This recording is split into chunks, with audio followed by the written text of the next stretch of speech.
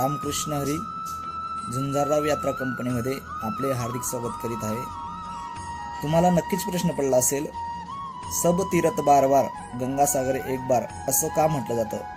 हे जाणून घेण्यासाठी आमचा नवीन व्हिडिओ येत आहे। लाईक करा, शेअर करा, सबस्क्राईब करा।